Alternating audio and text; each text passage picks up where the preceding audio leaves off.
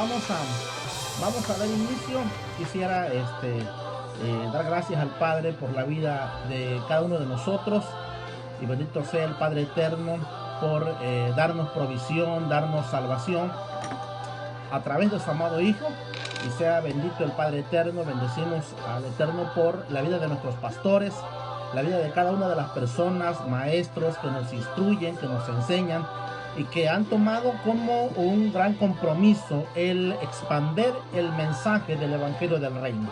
Así es que vamos a iniciar. Como siempre, voy a invitarte para que juntos hagamos una oración, y que sea el Eterno y su Espíritu Santo que nos dirija para poder comprender, entender y poder servir de una mejor manera al Eterno. Oramos. Padre, te doy gracias en esta noche.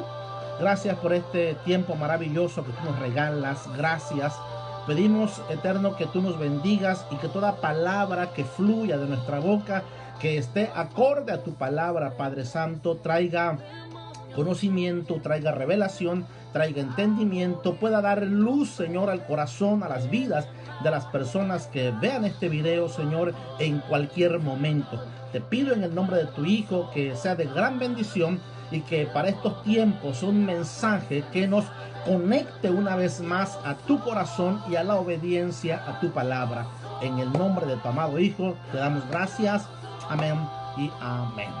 Muy bien, familia, pues en verdad es un gusto poder hablar estos temas que son tan interesantes y que los requerimos, los necesitamos, quisiera para comenzar, considerando que tenemos que revisar. Todo estudiante serio de las Escrituras tiene que revisar si la información que le llegó, si la información que tiene en este momento vino de una fuente correcta. Porque recuerda que tú y yo, nuestras vidas se alimentan de la fuente de donde bebemos. Así es que tú vas a tener un concepto, una idea, una ideología de algo dependiendo de la fuente de donde viene. Por eso es importante que tú y yo revisemos si esas fuentes son fuentes serias, si son fuentes que contienen el respaldo de toda la argumentación correcta, válida, original, para poder saber que estamos en el camino correcto. Entonces, esa es una de nuestras intenciones. Y recuerda muy bien que estos videos no se hacen con la finalidad de establecer una doctrina, establecer un dogma religioso.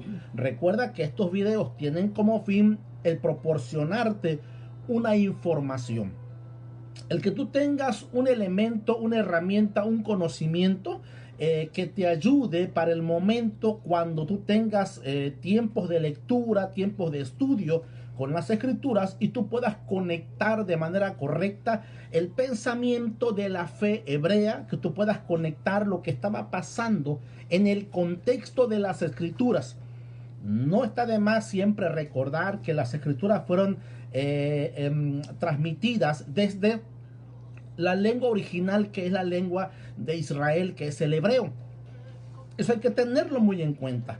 Poquito a poquito, si tú pones interés al estudio, te aseguro que vas a enriquecer tu conocimiento, tu fe, vas a enriquecer tu relación con el Eterno, y vas a poder comprender a medida que estudies cómo es que Dios fue hablando, fue enseñando, fue transmitiendo, y cómo nos llegó a nuestra época lo que hoy tenemos en las Escrituras. Así es que una vez más, recuerda, no está de más tener presente que el lenguaje que se usa en la Biblia es una lengua que es diferente, distinta a la nuestra, y que todo lo que se escribió hace muchísimos años atrás, en lugares distantes, con costumbres diferentes y con una mentalidad diferente. Recuerda también que el Eterno usó un lenguaje de reino, que aunque hace muchos años que ese lenguaje se utilizó, sigue vigente, e incluso fue el lenguaje que a él le plació dar a conocerse y revelar las Escrituras. Entonces, entremos de lleno al tema que tenemos ya iniciado hace unas semanas atrás, y es el tema del discipulado. Vamos a retomar tantito algunos puntos importantes que fue lo que vimos la semana pasada. Si tú te lo perdiste, te animo, te invito para que tú vayas a nuestro canal de YouTube y ahí tú puedas ver ya los videos editados. No los editamos todos porque la verdad a veces no nos alcanza el tiempo, pero tratamos de editar algunos que consideramos que sea de gran importancia. En la edición se van poniendo los textos de las escrituras, algunas palabras o algunos conceptos importantes como para que te vayas relacionando con ello. Bien, ¿qué vimos la semana pasada? Bueno, iniciamos con los antecedentes de lo que conocemos como el discipulado, ubicándonos en el Evangelio de Mateo capítulo 28 versículo 18, cuando el maestro le dice a sus discípulos: vayan y hagan discípulos a las naciones. Allí también miramos que hacer discípulos es una práctica, siempre ha sido una práctica común en el pueblo de Israel, que Dios incluso les dio la orden de que los padres enseñaran a los hijos y que de esa manera fueran transmitiendo el conocimiento del Eterno para que le temiesen. Las leyes orales se fueron presentando de padre a hijo, de padre a hijo, las historias como el pecado, como Adán y Eva, como Caín y Abel, se fueron presentando de una generación a otra de manera oral, hasta que llegó el momento en el que el profeta Moisés tomó pluma y él escribió lo que hoy conocemos como, en el griego, que deriva la palabra Pentateuco, y que conocemos también como la ley de Moisés y conocemos como la Torá. Recuerda bien que la Torá deriva del hebreo, que quiere decir prácticamente la ley, pero que su significado literal es instrucción, enseñanza, dirección, porque el Eterno nunca quiso poner una carga en los hombros del pueblo, unas reglas que no pudieran llevar, sino que le dio instrucciones para cómo iban a vivir. También ten en cuenta que Israel iba a ser un reino de sacerdotes, por lo consiguiente iba a ser una nación diferente a las demás naciones. De ahí el hecho de que el Padre les da leyes diferentes, costumbres diferentes, una fe diferente a todos los pueblos paganos de su época. ¿Cuál es la fe que practica el pueblo hebreo o el pueblo israelita? Bueno, pues es la fe hebrea, la fe monoteísta, o sea, la creencia en un solo y único Dios. Ok, entonces todo esto debemos tenerlo en contexto para poder entender las escrituras y poder sacar el mayor provecho. Entonces decíamos que cuando el maestro habla de hacer discípulos, debemos entender que era una práctica que se venía realizando. Los patriarcas eran los sacerdotes, eran los maestros, los profetas eran los maestros que en su momento enseñaban la ley de Dios, la palabra de Dios. También recuerda que habían escuelas de profetas, que cuál era el trabajo, era instruir al pueblo en el temor de Dios basado en sus leyes.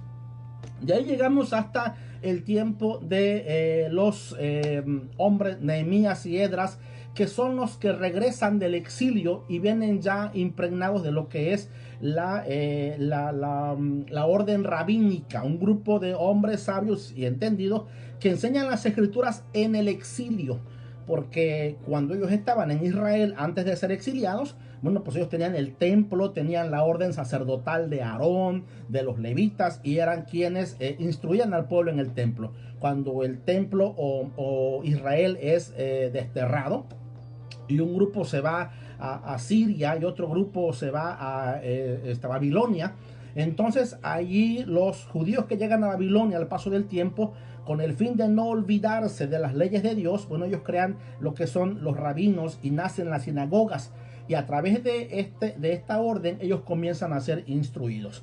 Bien, nos quedamos también que ahí comienza el movimiento rabínico. También hablábamos de los 400 años de silencio, que es llamado así porque en ese lapso de Malaquías hasta el primer evangelio, en este caso Mateo, no hubo ninguna revelación divina, no se escribió ningún libro que sea parte del canon. Pero igual comentaba que eso no quiere decir que no hubo historia, que Israel no tuvo una vida. Claro que sí, sucedieron hechos importantes, por ejemplo, la rebelión de los macabeos y otras rebeliones que grupos en Israel levantaron con la finalidad de liberarse del yugo de sus enemigos. Entonces, todo esto es historia y está allí, pero pues obviamente tenemos que investigar para poder ir conectando una cosa con la otra y llegar hasta el tiempo del Mesías. Cuando llegue el tiempo del Mesías, ya el grupo, la secta de los rabinos ha crecido muchísimo. Ya no es algo inusual, sino lo normal. Si tú lees todo lo que es el primer pacto o Antiguo Testamento, te vas a dar cuenta que no existían los rabinos. Bueno, a razón del exilio nacen los rabinos. Y cuando regresan a Israel ya comienzan a establecer y a fundar sinagogas. Bien, eso lo vimos la semana pasada. Nos quedamos hablando un poquito de que en el tiempo del maestro el templo existía. Y mucho ojo con eso, amado. ¿Por qué?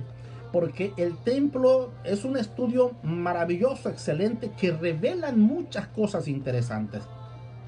A veces el hecho de leer en las escrituras, por lo menos del Nuevo Testamento, los evangelios, y mirar la persona del maestro, a veces ignoramos el templo sin entender lo que significa el templo en la mentalidad hebrea o en la mentalidad judía. Y hay mucho que rescatar allí, lo veremos en otro estudio, pero ahora quiero centrarme en lo que veníamos platicando. Vemos que el templo existía, que se hacían holocaustos, ofrendas, sacrificios.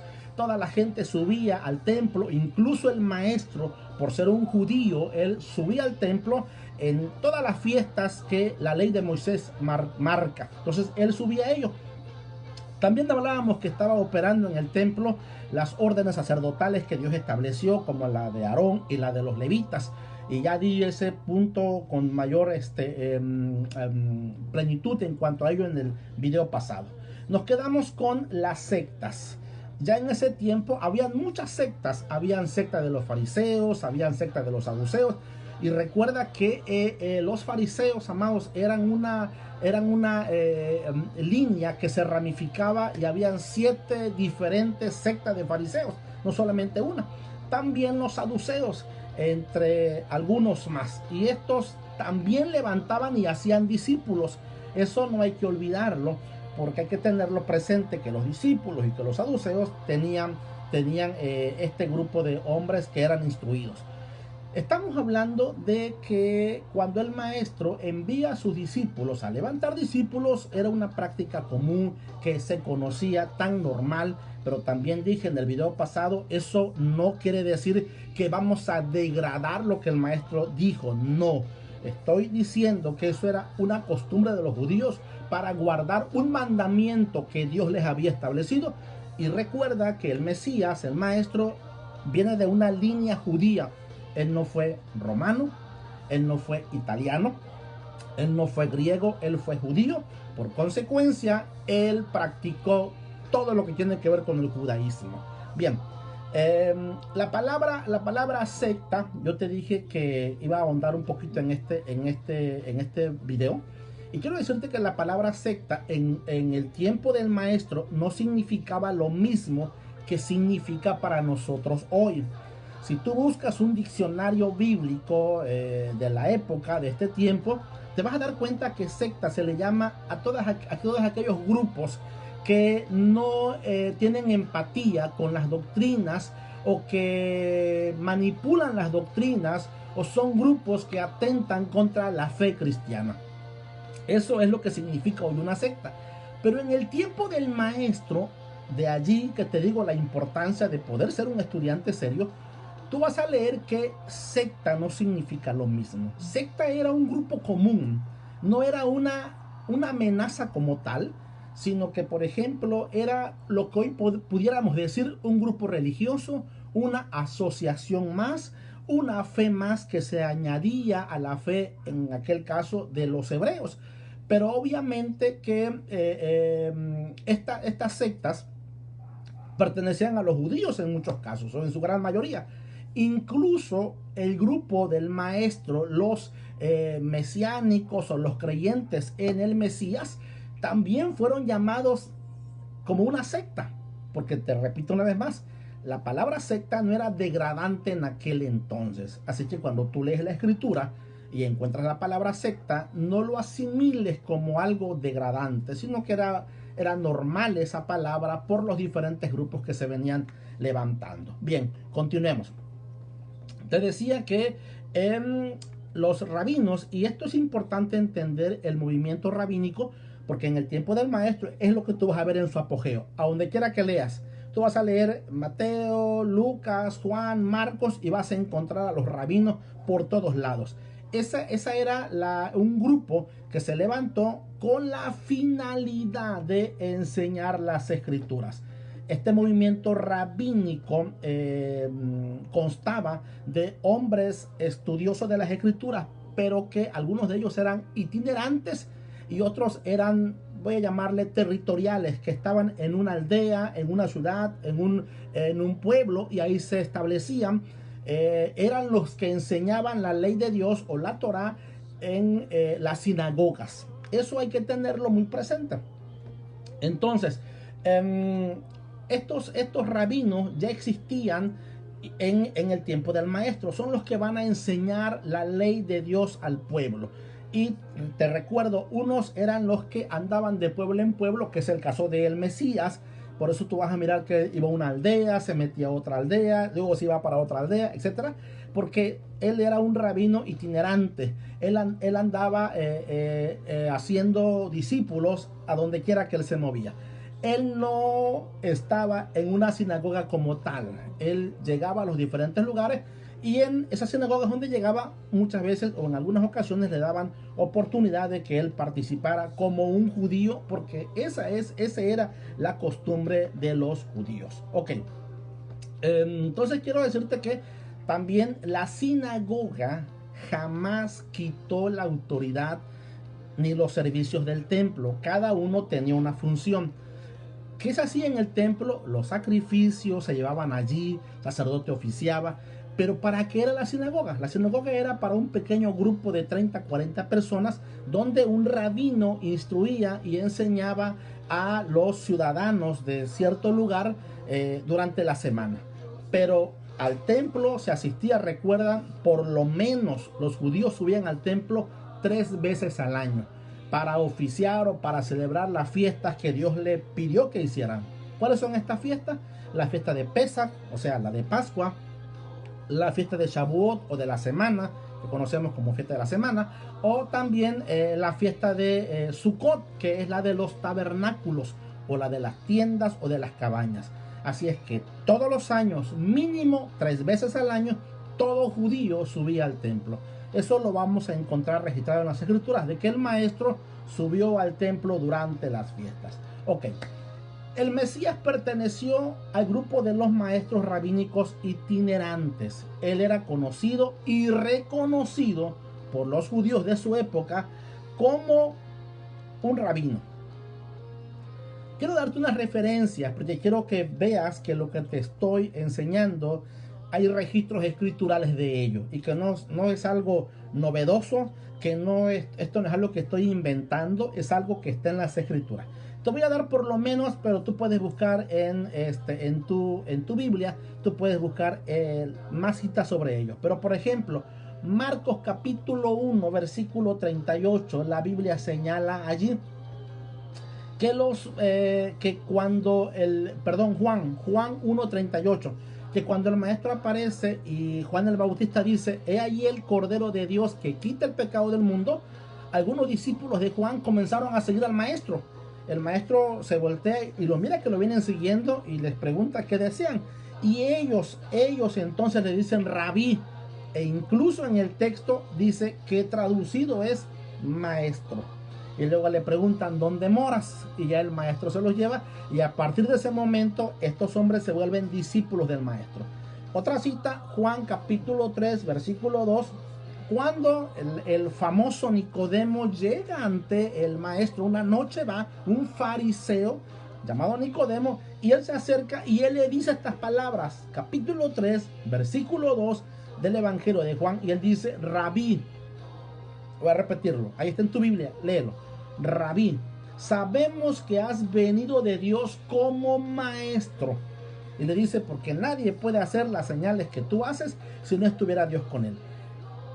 Nicodemo no estaba equivocado, aunque él no solo vino como maestro, él vino como Mesías, él vino como Salvador, él vino como Redentor, es cierto, pero también vino como maestro, así que se le reconoció. Los judíos de la época reconocían el ministerio rabínico del maestro, o sea, un maestro de Torá, un maestro de las escrituras en su época. Te doy para finalizar otro versículo, pero como bien te dije, hay muchos en las escrituras. Juan capítulo 1, versículo 49, cuando Felipe le habla a Natanael del maestro, y entonces el maestro se allega a Natanael, dice la escritura, respondió Natanael y le dijo, Rabí, tú eres el Hijo de Dios, tú eres el Rey de Israel. Y hay muchos textos más, pero quise solamente darte estos para no gastar el tiempo. Entonces tú lo puedes buscar en tu Biblia. Eso nos argumenta de que el Mesías era un rabino, pero repito, un rabino itinerante que iba de aldea en aldea. La Biblia registra que al volver de Nazaret, dice la escritura, esto tú lo puedes leer también, te voy a dar la cita, pero dice que cuando él vuelve a Nazaret, donde se había criado, entró a la sinagoga de su pueblo y por ser un rabino reconocido, se le tomó en cuenta para que participara en la lectura de las escrituras como es una costumbre dentro del judaísmo, dentro de la fe hebrea. Y los rabinos lo llaman y él lee la lectura en una sinagoga. ¿Dónde se encuentra esto, amado? Quiero darte esta porción de la escritura porque me parece interesante como para que tú analices estos textos. Te dije en videos pasados, muchas veces leemos y leemos y leemos y no entendemos lo que Dios quiere decirnos, lo que Dios quiere revelarnos. No entendemos lo que está en las escrituras y qué nos está diciendo y cómo nos está señalando al Mesías de Israel. Dice la escritura en Lucas capítulo 4, versículo 14 en adelante, lo voy a leer en esta versión que es la NBI. Dice que el Mesías regresó a Galilea en el poder del Espíritu y se extendió su fama por toda aquella región. Enseñaba en las sinagogas y todos lo admiraban. Fíjate bien esto. Él iba en las sinagogas enseñando. Dije en un video anterior, el maestro no iba a la escuela dominical, eso no existía. El maestro no iba a la iglesia, eso no existía. Él iba a las sinagogas porque ese era el lugar de reunión de los judíos. Y sigo leyendo algo más interesante. Versículo 16, mira lo que dice. Fue a Nazaret donde se había criado, y un Shabbat o un sábado o un día de reposo o en un séptimo día, dice la escritura, entró a la sinagoga. Ojo con esto, que él entró un día de reposo. Él no iba los domingos a la iglesia. Él iba como todo judío los días de reposo a la sinagoga. Entró en la sinagoga y mira lo que dice, como era su costumbre. Esto, amado, lo hemos anulado muchas veces porque se nos ha enseñado o se nos ha presentado a un Mesías totalmente despojado de su judeidad, de su cultura, incluso de su lengua.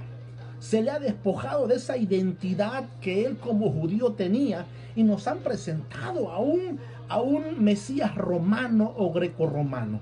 Esa es la razón por la que cuando tú miras una imagen del Mesías, lo vas a ver con una toga romana, lo vas a ver vestido como se vestían los romanos de aquella época, y eso realmente no tiene absolutamente nada que ver con la imagen del verdadero Mesías. Por ahí tenemos algunos cuadros que se pintaron, que algunos pintores se hicieron incluso de la última cena, la llamada última cena. Y tú vas a mirar ahí al maestro, mira, fíjate bien esto, por el desconocimiento de las escrituras, por una teología equivocada, porque toda teología origina no solamente música, no solamente pintura, sino doctrinas.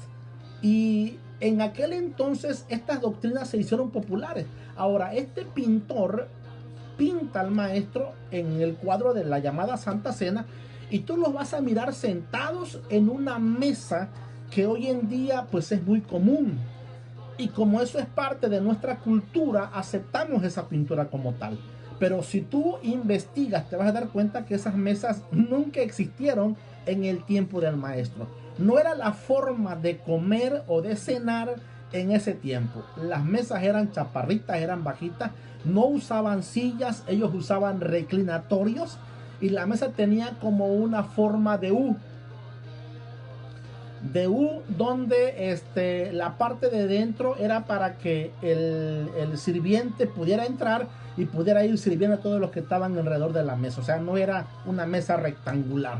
Pero bueno, mucha gente que no estudia las escrituras y que no conoce, considera que eso fue lo que pasó. Es una total, ¿qué te digo? No, equívoco, porque eso no sucedió, no es la costumbre de los judíos. Bien, vuelvo al punto de que la Biblia señala de que él regresa a Nazaret, como era su costumbre, entra todos los días de reposo, entró a una sinagoga y dice la Biblia que cuando entró le dieron el libro del profeta Isaías y ahí lee en el rollo lo que ya conocemos, ese pasaje famoso: el Espíritu del Señor está sobre mí, etcétera, etcétera.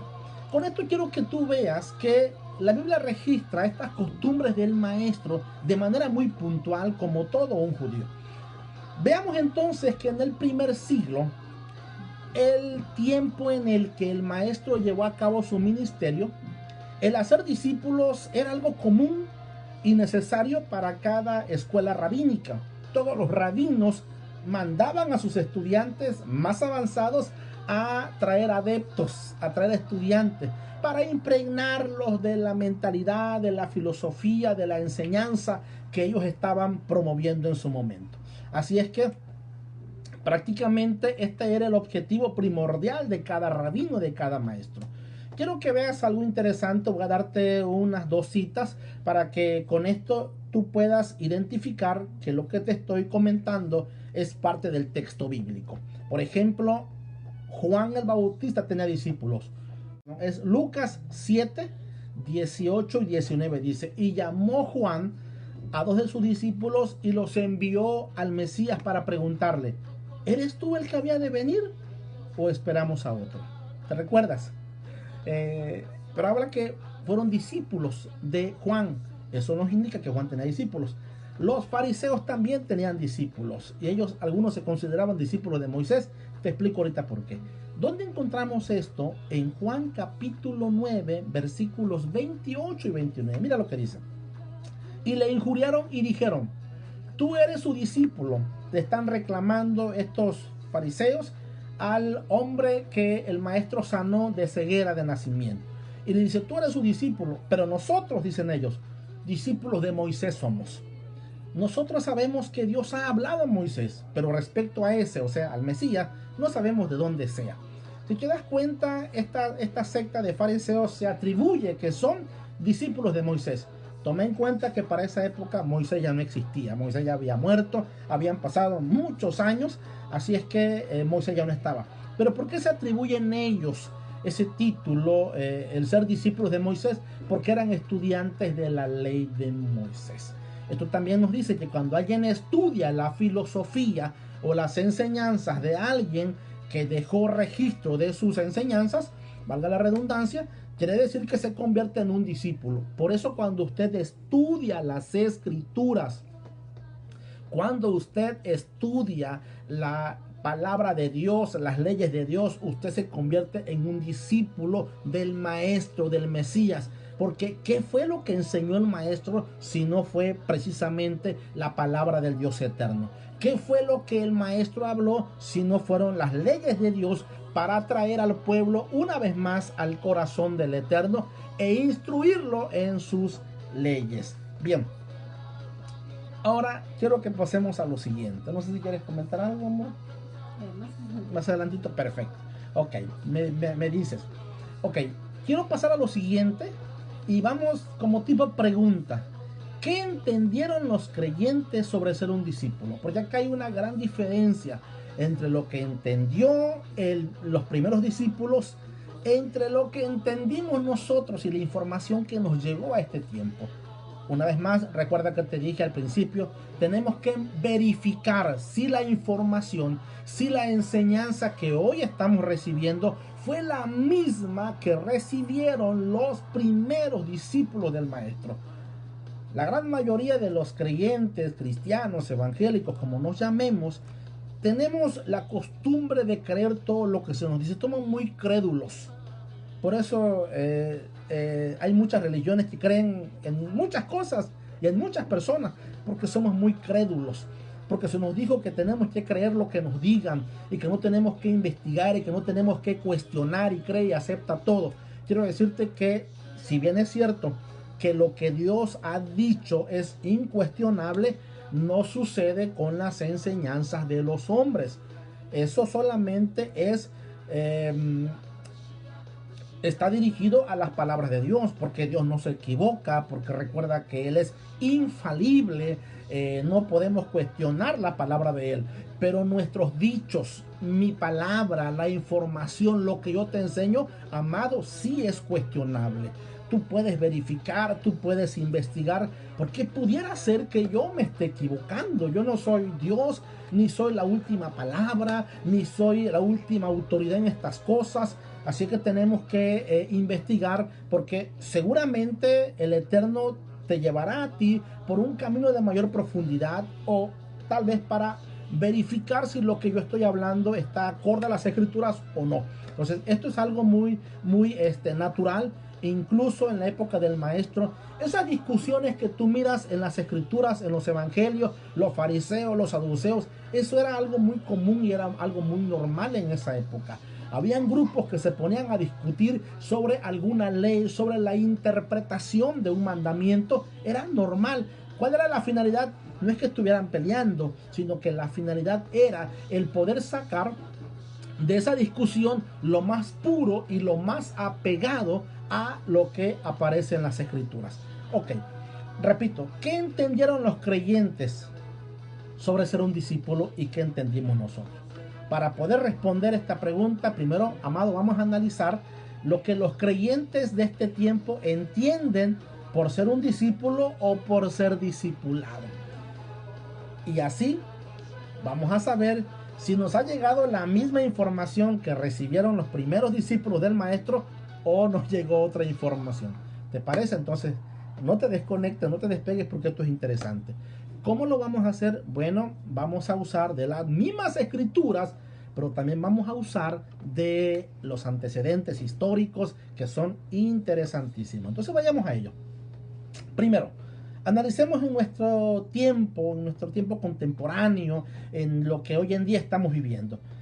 Un discípulo de nuestros tiempos es aquel que está siendo enseñado e instruido en una serie de doctrinas, ojo con esto, en una serie de doctrinas, dogmas o creencias de alguna religión X. O sea, hay discípulos en todas las religiones, todas las que existen están discipulando. Obviamente están discipulando de acuerdo a sus doctrinas, a sus dogmas, a lo que ellos como grupo religioso han establecido como norma de fe. Ok. Para que cumplan fielmente en todas las demandas de la organización o de la religión a la que se pertenece y puedan ser llamados fieles discípulos. Voy a resumir eso. O sea, que en nuestro tiempo un discípulo es aquel que va a tomar toda la enseñanza de una doctrina, de un dogma, de una X religión, la que sea.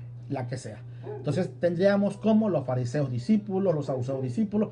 En todas las religiones hay discípulos, hay personas que se están discipulando.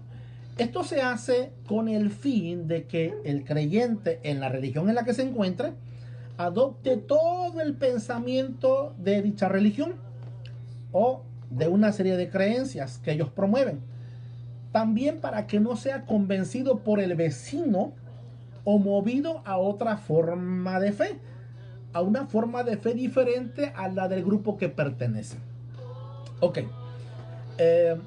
Se busca también este adoctrinamiento, se busca vacunar al nuevo creyente de esa religión y hacerlo inmune a otras doctrinas ajenas que pudieran, entre comillas, contaminar la fe que ya recibió desde un principio. Esto, repito, lo hacen todos los grupos religiosos. A donde quiera que tú vayas, vas a recibir una serie de doctrinas estructuradas para que tú conozcas bien el grupo en el que te vas a mover. Ok. Con este sistema de discipulado se busca convencer al creyente moderno de nuestra época, de que lo aprendido es lo correcto.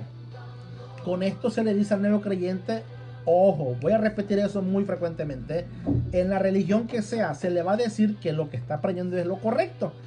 Y lo van a preparar para que rechace, para que debata si es posible, e incluso para que convenza a los demás de que todos están en un error y que él esté en lo correcto. ¿Has tenido la oportunidad de hablar con alguien que piensa así? A lo mejor a ti mismo te ha pasado, ¿no? Pensar de acuerdo a tu doctrina, ver de acuerdo a tu doctrina y decir a los demás, ustedes están mal. ¿Por qué están mal? Porque ustedes no están haciendo la doctrina correcta. ¿Y cuál es la doctrina correcta? La mía. Y vas a ver al de al lado y va a decir lo mismo. ¿Por qué dicen eso? Porque fueron discipulados en una doctrina de acuerdo a la religión que profesan. Eso quiere decir entonces que todos están, desde su propio punto de vista, todos están en lo correcto. Yo estoy en la doctrina correcta. Le preguntas al vecino y va a decir, no, yo estoy en la doctrina correcta. Le preguntas al de más allá y te va a decir, yo estoy en la doctrina correcta, y él va a ver mal, a todos los demás. ¿Por qué? Porque va a juzgar la fe de los demás de acuerdo a la enseñanza que ya recibió. Espero que me estés entendiendo con respecto a eso. Ok. A la vista de las doctrinas recibidas en ese discipulado, toda persona evalúa, juzga y analiza lo que a su criterio es lo que hoy en día se conoce como la sana doctrina. Si tú quieres hacer una investigación sin afán de otra cosa más que de verificar, pregunta a una persona que sea diferente a la fe que tienes y te va a decir que él o ella están practicando la sana doctrina y que todos los demás están fuera de esa sana doctrina. ¿De dónde se promueve eso? Bueno, es un registro histórico que viene de hace muchos años atrás, pero vayamos para que podamos ir entendiendo. Entonces, este tipo de discipulado, ¿qué es lo que realmente busca? Entrenar a un creyente en una fe muy particular, la fe que sea. Y aquí, sin afán de ofender a nadie, pero por ejemplo, los hermanos evangélicos tienen una fe, los hermanos presbiterianos tienen una doctrina, una fe, y cada uno de ellos, los hermanos adventistas, una fe, y cada uno de ellos va a discipular de acuerdo a esa doctrina. Lo digo así, o lo nombro así para que me puedas comprender aún mejor. Ok. Ahora, ¿esto es malo del todo? Claro que no, porque de alguna manera todos queremos afirmar a la gente que llega a nuestro entorno de acuerdo a nuestra fe para que ellos puedan crecer en la fe que se les ha enseñado y que la desarrollen. Lo que sí quiero hacer notar es que, si te das cuenta, cada uno tiene desde su propia óptica y perspectiva lo que es el discipulado.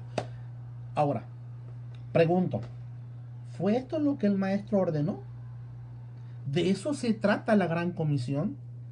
El maestro dijo, vayan y disipulen a las naciones de acuerdo al dogma y a la fe de cada uno de ustedes. ¿Eso fue lo que el maestro dijo? Porque cada uno de nosotros o de las diferentes religiones te va a decir que lo está haciendo en base a la gran comisión. ¿Por qué te vamos a discipular? Lo va a decir el hermano X o la religión X, porque esa es la gran comisión. Te vas a ir a otro grupo religioso y te va a decir, ¿por qué discipulamos? Porque el Señor nos ordenó que lo hiciéramos. Es una ordenanza del Señor. Ahora, pero vuelvo a la pregunta. ¿Fue esto lo que el maestro ordenó? Que enseñáramos, que adoctrináramos, que discipuláramos de acuerdo a la doctrina de nuestras religiones. ¿De eso realmente se trata la gran comisión? Ok. Porque si esto es así, amado, estamos frente a no uno, sino a una serie de interpretaciones totalmente diferentes una de la otra y según el criterio, la óptica y la religión a la que cada uno pertenece. Si usted, amado, amada, es un estudioso serio y que no repite todo lo que le dicen, sino que verifica y corrobora lo que le enseñan, seguramente va a hacer sus propias investigaciones. Esto para poder entender el significado de las palabras del maestro. Por ello, yo me di la tarea de, desde la óptica de 3 diccionarios, investigar qué significa la palabra discípulo. Quiero que me pongas atención en esto para que puedas aprender y puedas entender. La mayoría de los predicadores comúnmente, cuando va a predicar o cuando va a hacer una investigación de su enseñanza, va a buscar de primera mano el significado de las palabras de acuerdo al diccionario castellano, el de la Real Academia de la Lengua, porque nuestra traducción está hecha en castellano. Y cuando nosotros vamos a buscar esa traducción, entonces vamos a tener un significado, pero desde la lengua castellana. Entonces yo tengo 3 significados acá. Tengo la óptica o tengo el significado desde la lengua castellana, pero también tengo el significado desde la lengua griega. ¿Y por qué voy a usar la griega? Te voy a explicar. Porque la mayoría de los estudiosos, de los teólogos, dicen que todo lo que concierne al Nuevo Testamento o al Pacto Renovado o al Nuevo Pacto fue escrito, escucha lo que te voy a decir, fue escrito originalmente en griego. Eso es lo que ellos dicen, aunque ya hay teorías, ya hay argumentos que dicen todo lo contrario. O sea, que el Nuevo Testamento no fue escrito originalmente en griego, sino que fue escrito originalmente en hebreo y después traducido al griego. Bien, entonces quiero que me entiendas esto. Yo te dije que no voy a agotar este tema porque pues es mucho y me gustaría que tú vayas aprendiéndolo para que tú puedas analizar bien y tú saques tus propias conclusiones. Recuerda, no te quedes con lo que yo te digo, haz tus propias investigaciones. Eso es ser un verdadero estudiante de las escrituras, no un oyente, porque tú te puedes sentar frente a tu monitor, frente a tu dispositivo y estar escuchando lo que yo estoy diciendo y decir, ok, el pastor fulano dijo esto y eso es lo que es. No, yo quiero que tú hagas tus investigaciones para que corrobores lo que te estoy diciendo. Entonces vayamos primero a la primera fuente que es el diccionario de la Real Academia de la Lengua Española, y veamos qué significa la palabra discípulo o discípula. Y dice este diccionario que la palabra discípulo o discípula deriva del latín. Ojo con esto, deriva del latín discípulos. Aquí quiero que entiendas esto porque ya este diccionario está usando la raíz de esta palabra y nos lleva al latín. Pero recuerda que el maestro no habló latín, no habló griego, no habló castellano, él habló hebreo.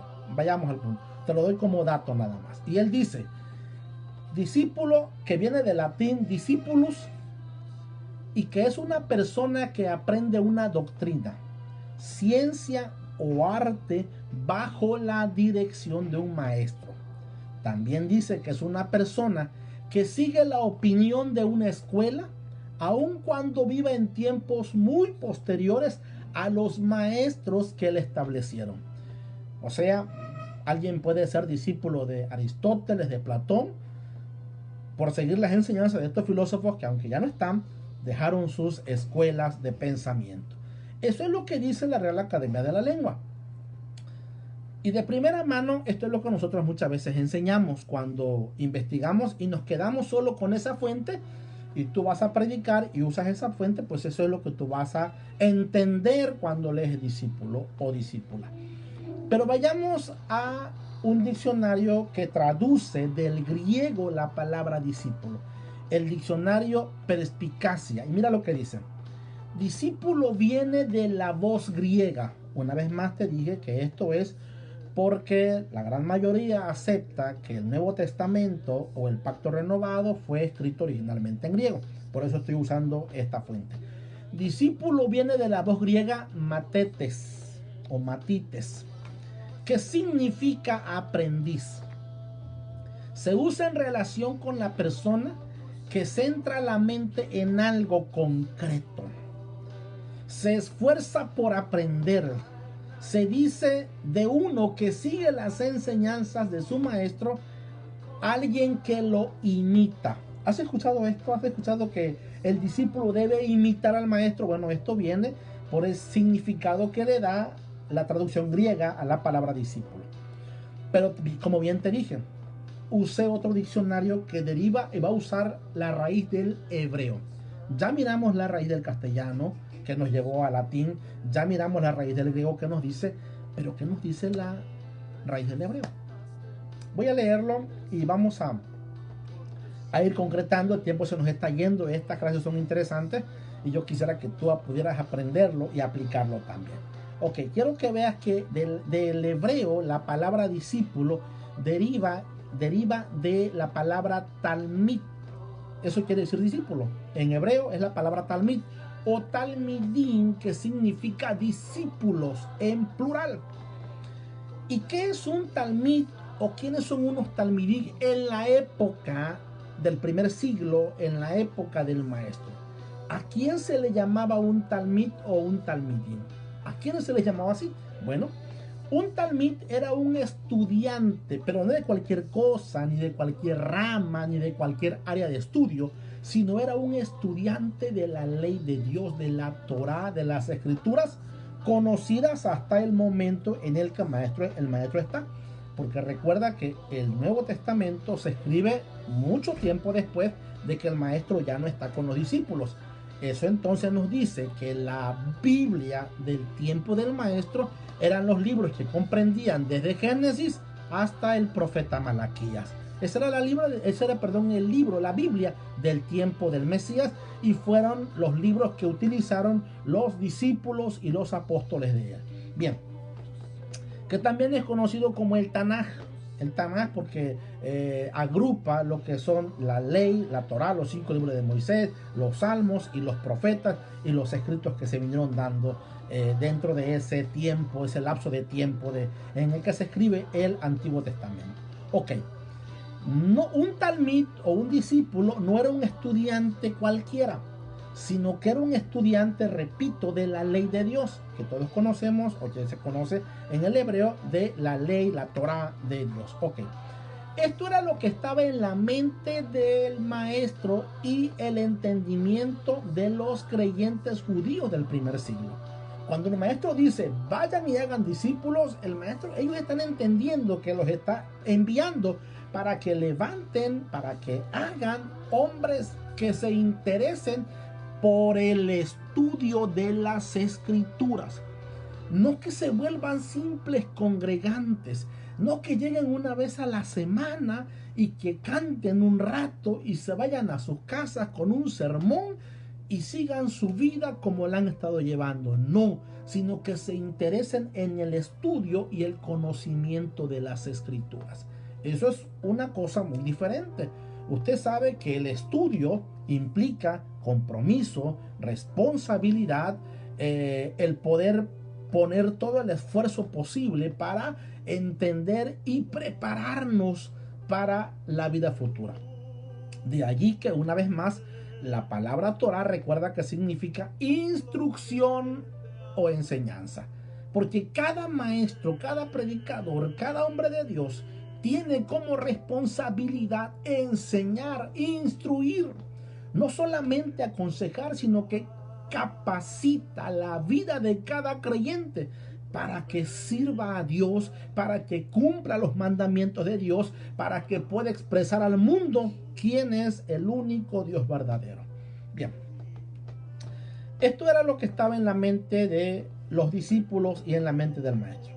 Con todos estos antecedentes concluimos entonces, ya analizando la raíz de la palabra desde el castellano, desde el griego y desde el hebreo, que un discípulo es una persona que es llamada para ser un estudiante serio de las escrituras.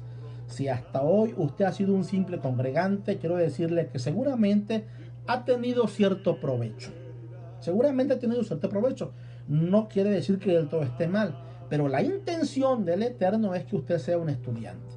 En la próxima sesión vamos a analizar esta gran comisión desde las palabras de otro discípulo que dijo, o que recoge las palabras del maestro y dice: vayan y prediquen el evangelio. Vamos a analizarlo para que veamos la diferencia entre el estudio y la predicación. ¿Para qué servía la predicación? ¿O para qué debe servir la predicación? Que es algo diferente a ser un discípulo. Bien, ni siquiera, fíjate, un congregante de una iglesia como hoy se entiende era lo que significa la palabra discípulo, sino de alguien comprometido con el estudio de la ley de Dios, de su instrucción y de su enseñanza. ¿Por qué esto es importante, amado? Con esto voy a cerrar. ¿Por qué esto es importante? Porque recuerda que el Eterno nos dice que Él quería que Israel fuera una nación de reyes y sacerdotes. Y todos aquellos que recibimos al Mesías y nos hacemos parte de su pueblo y somos sus hijos ahora, bueno, también tenemos esta comisión de ser reyes y sacerdotes. Pero quiero que veas esto. Un rey debe conocer las leyes del reino. Un rey debe de saber cómo aplicar las leyes. Y si usted desconoce las leyes de Dios, ¿cómo aplicará justicia? ¿Cómo va a ejercer esa parte como una vida de reino si no sabe cómo aplicar las leyes del reino de Dios? Si no sabe cómo funcionan estas leyes. Las leyes que Dios ha dado en todas las escrituras nos sirven para que podamos ejercer y practicar justicia, para que podamos discernir entre lo bueno y entre lo malo. Tenemos un gran desafío. Tenemos que dejar de solo interesarnos en que la gente sea o se haga parte de una congregación. Recuerda algo interesante. El maestro dijo: vayan y hagan discípulos. En su gran mayoría, muchas veces algo que he analizado es que le damos prioridad a lo secundario y no a lo primario. Porque luego el maestro dice: hagan discípulos bautizándolos. Y creemos que bautizar es hacer discípulos. Creemos que bautizar a la gente, todas las que podamos, eso es sinónimo de hacer los discípulos del maestro, y eso es una gran equivocación. Un discípulo es aquel comprometido a estudiar las escrituras para conocer las leyes del reino, conocer al Padre Eterno y saber cómo debe de vivir en este mundo. Así es, Dios te bendiga, muy buenas noches. Creo que estamos aprendiendo que el corazón del Padre lo que desea es discípulos comprometidos con su palabra, con su enseñanza. Podemos ver y analizar que Jesús, el Hijo de Dios, vino enseñando y afirmando los mandamientos del Padre. Fue una de las principales razones por las cuales él tuvo seguidores. Si no, el pueblo de Israel no hubiese seguido a Jesús, si él no hubiese, vamos a decir, continuado con las enseñanzas, con los mandamientos del Padre. Si él hubiese ido en contra de los mandamientos del Padre, desde ahí el pueblo de Israel no hubiese aceptado a Jesús. Él, recordemos que una de sus palabras fue: yo no vine a abrogar la ley, sino que he venido a cumplirla. Esa fue una de sus palabras cuando él estuvo en esta tierra, y podemos ver en toda su enseñanza que él repetía, vivía, hacía y enseñaba los mandamientos del Padre. El pueblo de Israel, podemos ver algo en el pueblo de Israel, es la determinación y la firmeza que tiene cuando cree algo y cuando ya ha creído algo. Y no es llevado, no, hoy creo una cosa, mañana creo otra cosa, que desafortunadamente es algo que en las diferentes culturas se mueve mucho. Hoy podemos creer algo y mañana vienen y nos dicen otras cosas y nos mueven. No, el pueblo de Israel mantiene su fe en el Eterno, el guardar los mandamientos, el practicar los mandamientos, y es debido precisamente a que el pueblo de Israel fue y ha sido un discípulo comprometido con las escrituras y con los mandamientos del Padre. Así es. El pueblo de Israel, ellos tuvieron una ordenanza, uno de los mandamientos fue precisamente que no solo ellos aprendieran, sino que enseñaran a sus hijos. Y Dios les dijo, y estas palabras que yo te enseño, que yo te prescribo hoy, que yo te mando hoy, las enseñarás a tus hijos y las repetirás. O sea, vas a discipularlos, vas a levantar de ellos discípulos comprometidos con la palabra y que ellos levanten también a sus hijos. O sea, no es nada más que aquí queda contigo como padre, como madre, no. Tú la tienes que extender a tu generación. El pueblo de Israel, vemos que ellos desde pequeños enseñan a los niños las escrituras, los mandamientos, a guardar todo lo que el Eterno les mandó a hacer. Entonces, esa es una de las principales razones por las cuales el pueblo de Israel no es movido de un lugar a otro, sino que permanece firme, porque ha sido un pueblo enseñado, un pueblo comprometido. Dice Dios en su palabra, el pueblo perece porque no conoce, porque no sabe. Cuando nosotros no conocemos los mandamientos y las escrituras, pasa lo que hace un momento comentaba mi esposo, viene alguien y nos enseña otra cosa, y bueno, ahora vamos a creer esa otra cosa, ¿verdad?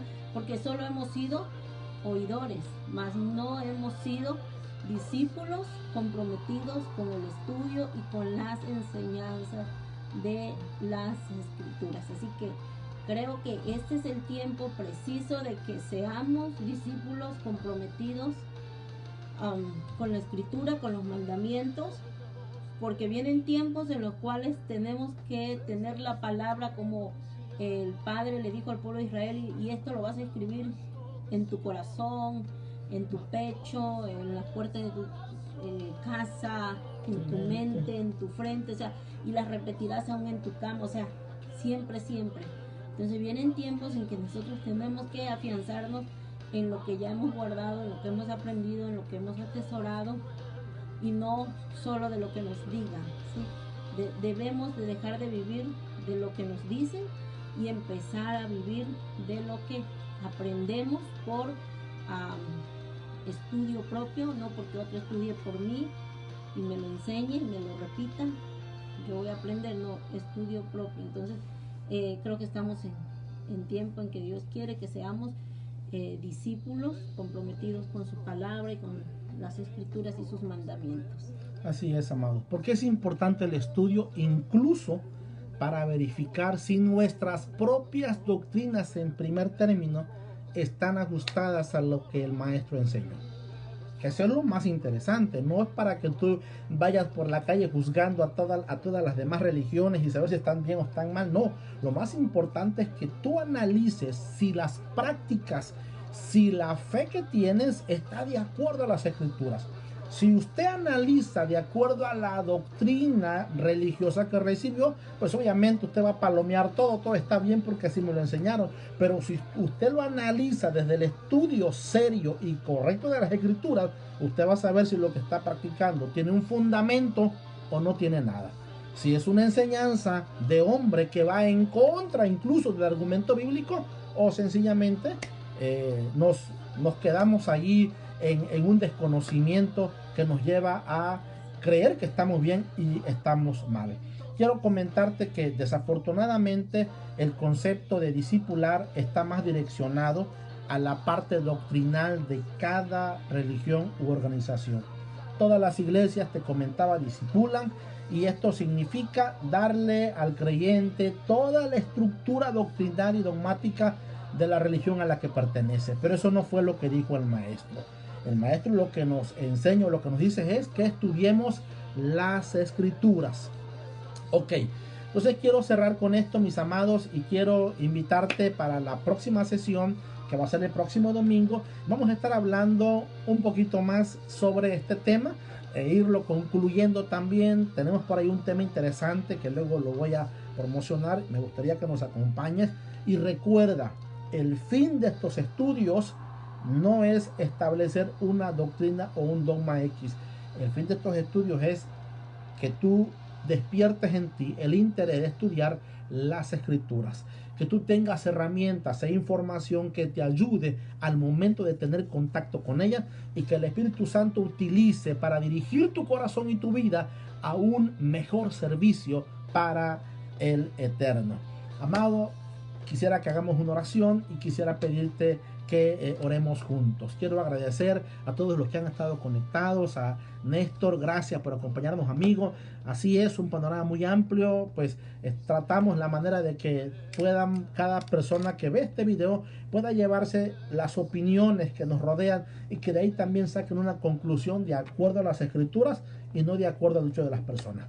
Oramos para dar gracias al Padre Eterno. Padre, gracias te damos por este hermoso tiempo.